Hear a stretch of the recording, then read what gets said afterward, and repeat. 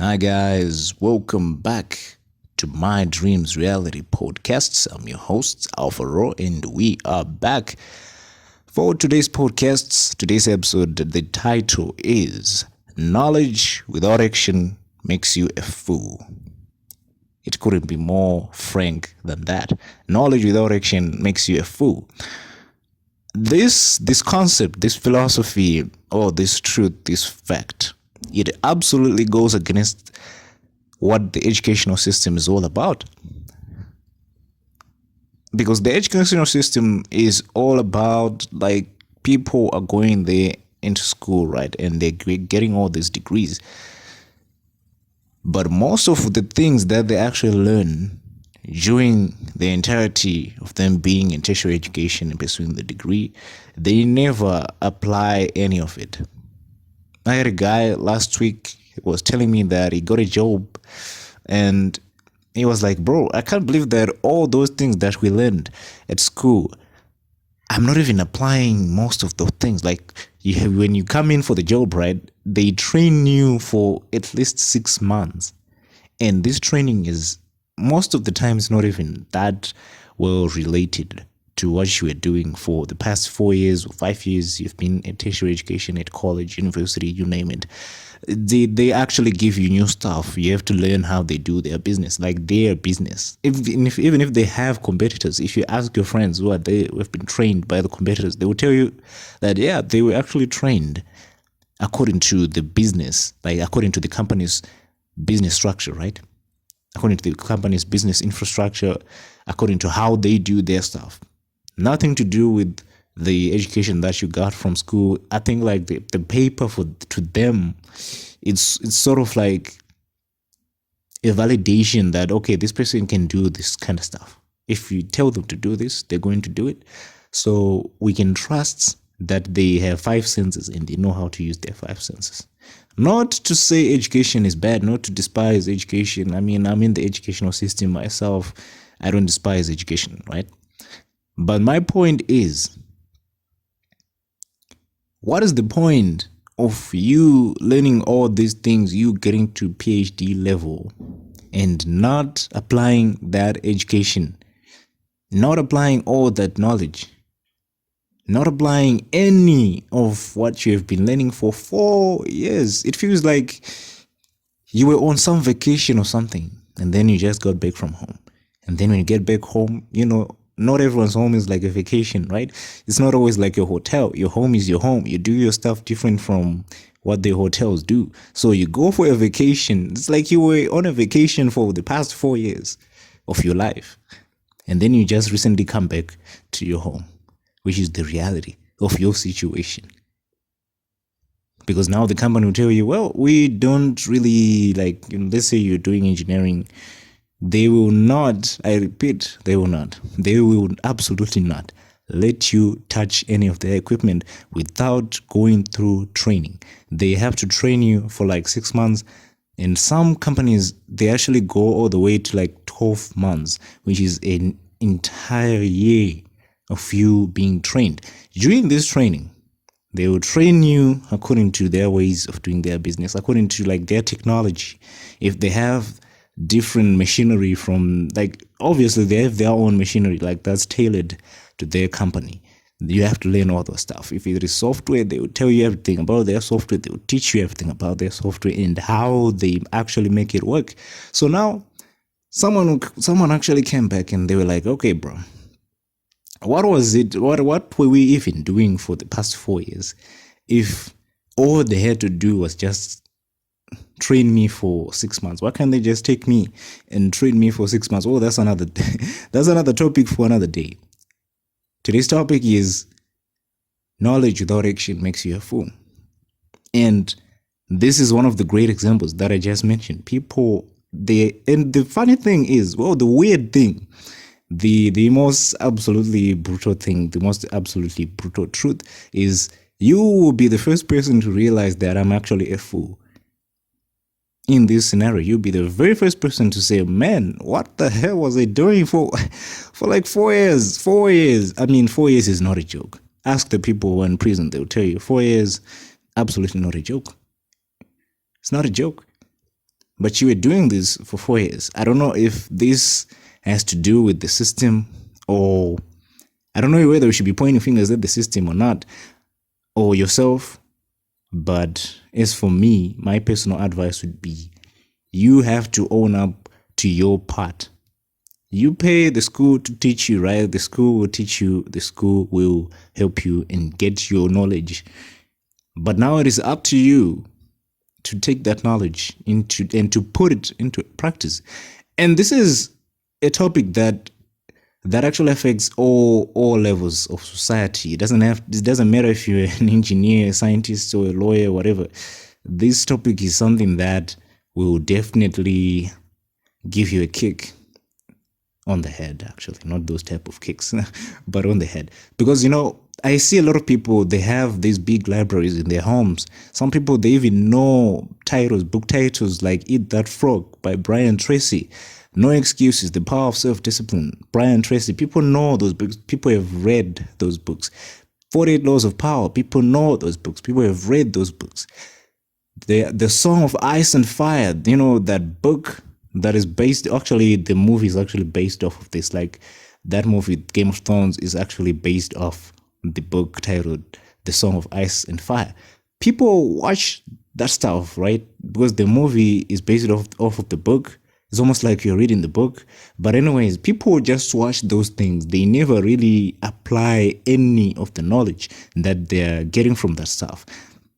Any of the knowledge that is from the book, people don't even apply it. People just watch the movie. People watch the documentary. After they're done, they flip through the pages, they close the covers, and they put it back on their shelf, and they go and tell their friends and family that, hey, you know what? I read that book by Brian Tracy, Eat That Frog.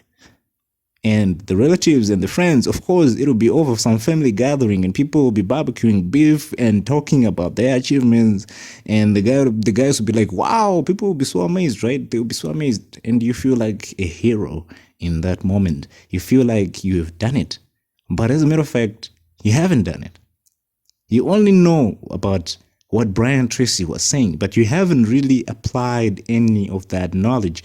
You haven't applied the 48 Laws of Power by Robert Greene. You haven't applied the Clean Architecture Rules by Robert C. Martin, by Uncle Bob. You only know these things, and telling people that you know these things makes you feel great because you feel validated. You feel like you are doing it. You're the man or the woman, whatever it is that gives you kicks it. You feel like that. But as a matter of fact, you will not be doing anything that is productive on your part. It is counterproductive for you to know things and not apply them because life is so short. I know this sounds cliche, and this is the most overused phrase of all time. Life is short. And this is true. You can die at any moment. You can die any minute, any hour, any time. You can just go, and we can bury you and forget about you. So you not applying that knowledge, you not putting that knowledge into practice, is you spitting in the face of life and spitting in your parents' face and saying you guys shouldn't have even given birth to me. I don't want this. That's exactly what you'll be doing. Because when you don't apply what you know, and if you die, no one will know what you knew. And that makes you a bigger fool than anybody around. And you'll be dead, which means there's nothing you can do about it. And this is why you hear a lot of speakers, they'll be talking about, hey, the richest place on the planet, the wealthiest place on the planet, they'll be talking about it. I've heard this statement so many times. I heard it from Les Brown. I've heard it from Jim Rohn. I've heard it from all those speakers you can name, and the other ones you can't really name because their name may be German or some other language, So they have said this so many times. And the phrase goes something like, the wealthiest place on the planet is the graveyard. Because in the graveyard, You find dreams, you find projects, you find ideas and concepts and theories that could have come to reality, but people never really acted on them, and you died with them. Now you're 6 feet under with that project, 6 feet under with that concept, 6 feet under with the theory that could maybe solve cancer. You are the biggest fool on the planet, and you're dead. That is a shame. If you do not want to end up as a fool, my advice is you pick up a book. Every single chapter you read, make sure you jot down some notes. Make sure you understand what is being taught in that chapter. And once you've understood, even before you have understood, I want you to put that stuff into practice, because in the practice, that is where the dream comes to life. That is the gestation period of your dream coming to life, and to be preparing for it to be born, to actually come to life, for you to hold it and say, oh my God, I actually did it. I made it. I'm the man and the greatest of all time. You cannot get to that point without you practicing what you have learned, without you practicing what you know. You can say whatever you say. People have a lot of things they think. You can never say, well, I have thought about that before, when someone else is doing something. That is absolutely pathetic. You can't ever say that. And if you were saying it, and if you were doing this, if you were in the habit of saying, of being one of those guys who, when they see someone doing something, they say, well, I've actually thought about doing that, I think last year or something, and then I realized that, hey, I couldn't do it because of A, B, C, D. Please, please, please, please, save yourself from the humiliation and zip your mouth. No one wants to hear that. And speaking of the 48 laws of power, Robert Greene actually absolutely he despises such behavior, because it is something that is coming from a position of weakness. It's coming from a position of envy. You're someone who's envious of whatever it is this other guy has achieved, or this other woman has achieved. So you're saying this stuff so that people can direct their attention to you and not this other person. Don't do that. We do not teach people to do that on this podcast. As I have mentioned before, I'm in the business of helping people bring their dreams to reality. Every single human being, including your enemy, by the way. If your enemy is listening to this, just know they are taking notes. And if you do not take notes, if you do not take anything from this, I may actually be saying nonsense right now. I may actually be a fool and spitting foolish knowledge, so to speak. But even from my folly, I believe you can learn something. You can never say, well, I can't learn anything from this person. If you say that, you're absolutely in the wrong game. You should change the game, change your line of trade if you think you can't learn anything from a fool. Because even from a person who has lost their mind, you can learn something. From a man who's actually absolutely eating from a garbage can, you can learn something from that individual, whether you think you can or not. So, ladies and gentlemen, hopefully I didn't offend any one of you.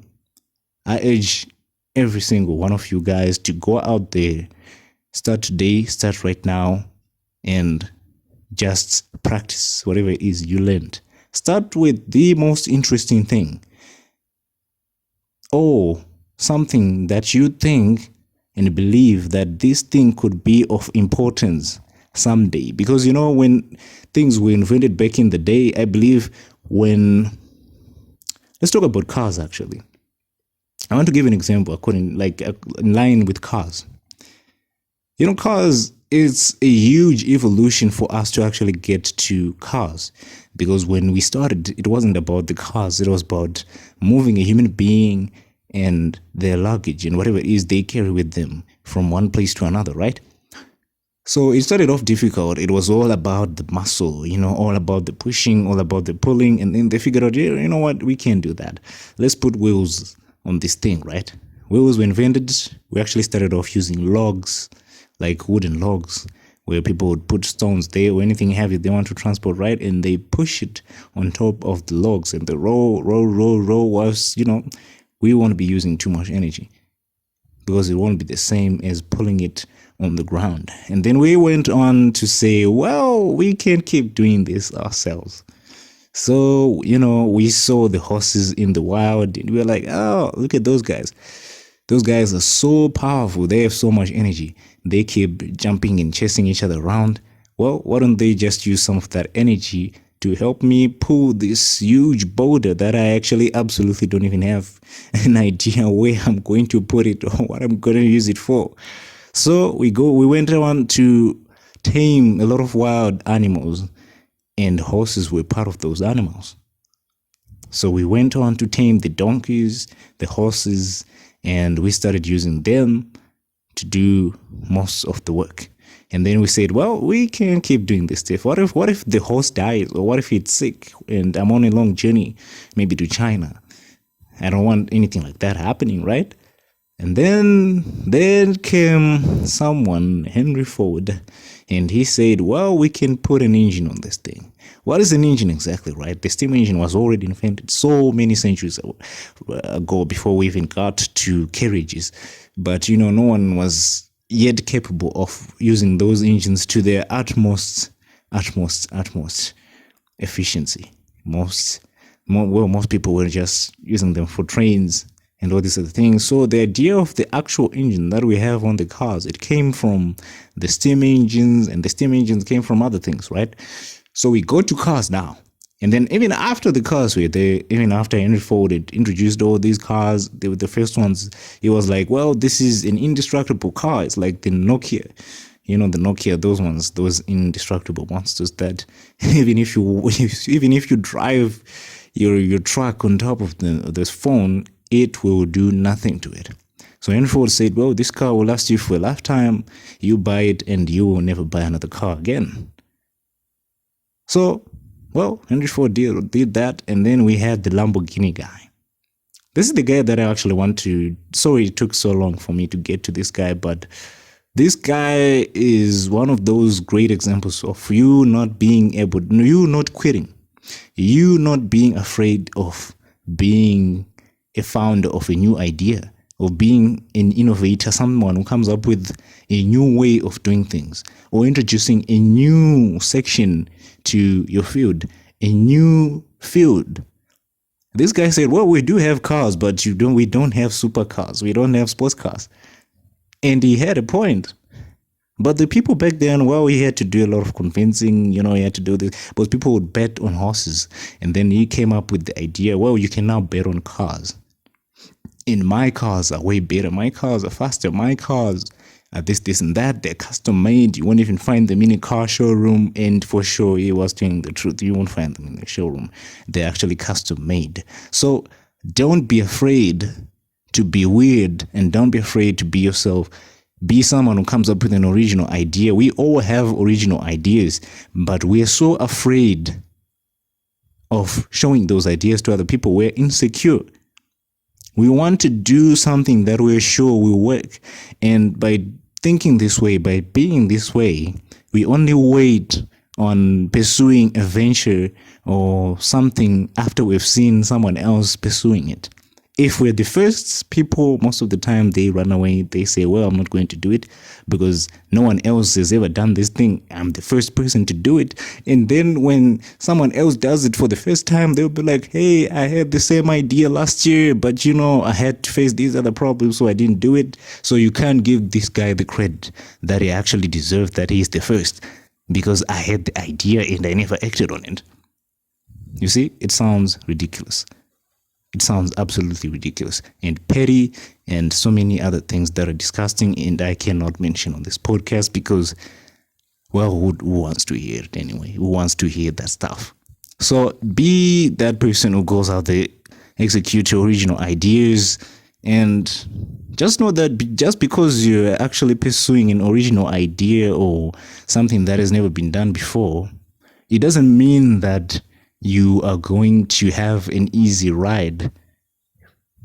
Most often and quite often, you are going to have a rough ride. The people who surround you, they're going to tell you, man, you cannot do that. You can't do it. Uncle Benny has tried it, he failed. Your cousin Timmy has tried it, he failed. Your cousin Jane has tried it and she failed. All sort of things. People are going to tell you all sorts of stories and so many things and all those things, all they'll be telling you is do not do it. But I'm telling you, because I love you guys, because I've been in the same boat as you guys. Unfortunately, mine wasn't going to Tarshish. Mine was actually going to Nineveh.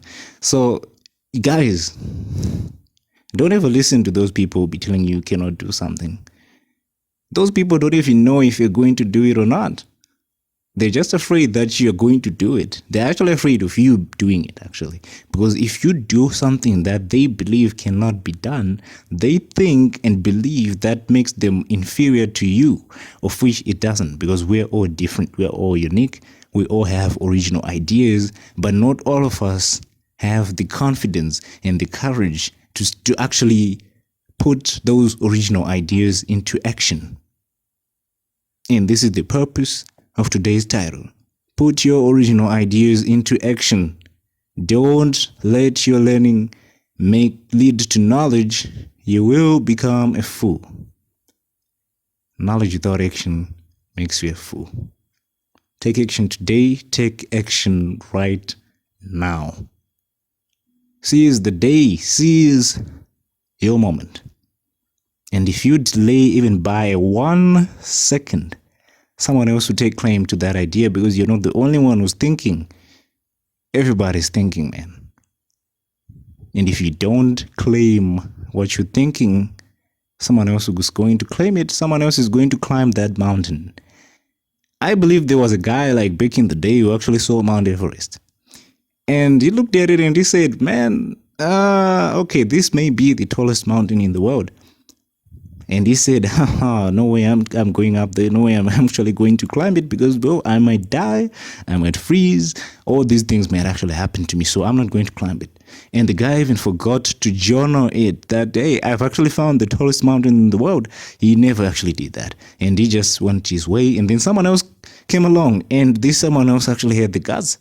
They said, well, this may actually be the tallest mountain in the world. It's freezing as hell up there. And there's a good chance that I might not come back.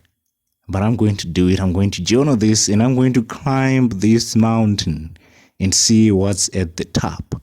And when that individual did that, they put a stamp, a time stamp on that mountain.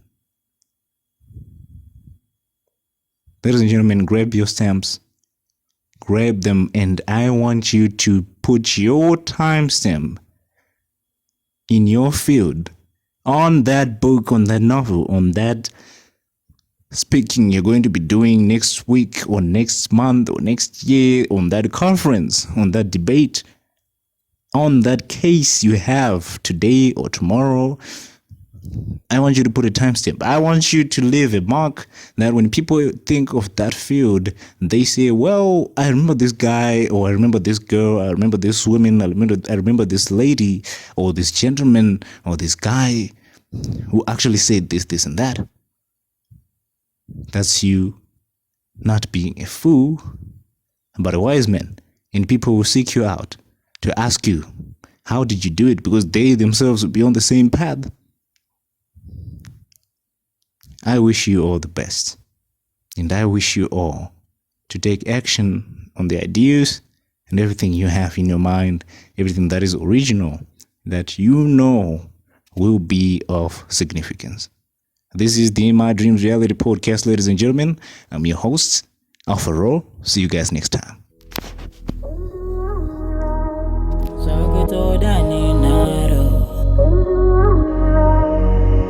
Wavy.